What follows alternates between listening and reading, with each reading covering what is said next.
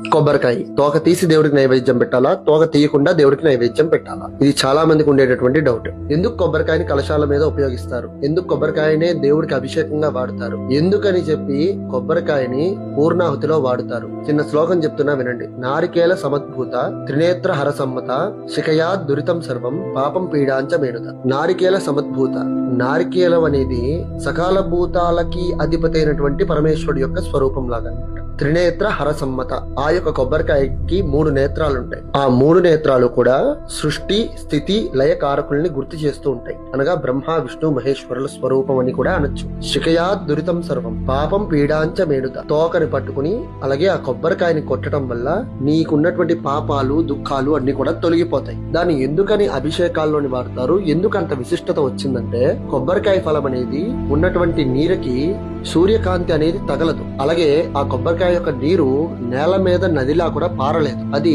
దానంతటా అది సృష్టించుకోవడం వల్ల ఆ యొక్క కొబ్బరి నీటికి అంత విశిష్టత అనేది వచ్చింది. హోమంలో పూర్ణాహుతిగా వేస్తారు. ఎందుకు వేస్తారు అంటే ఆ కొబ్బరికాయ వేయటం వల్ల ఆ హోమం చేసుకున్నటువంటి పూర్తి ఫలితం మనకి రావడానికి ఆ పూర్ణాహుతిలో ఆ యొక్క కొబ్బరికాయని వేస్తారు. ఈ కొబ్బరికాయ యొక్క శిఖ తీసి కొట్టాలా, శిఖ తీయకుండా కొట్టాలా అని చాలా మందికి డౌట్ ఉంటుంది. భగవంతుడికి కొబ్బరికాయ కొట్టేటప్పుడు నువ్వు ఏ రకంగా అయితే కొడతావో అంటే ఆ శిఖతోని అలాగే కొట్టాలి. కొట్టిన తర్వాత కొబ్బరికాయకి తోక ఉండి పెట్టడం వల్ల అది నైవేద్యంగా మారుతుంది. ఎప్పుడైతే నువ్వు తోక తీస్తావో అది బలిగా మారుతుంది. అది భగవంతుడికి నైవేద్యంగా పనికిరాదు.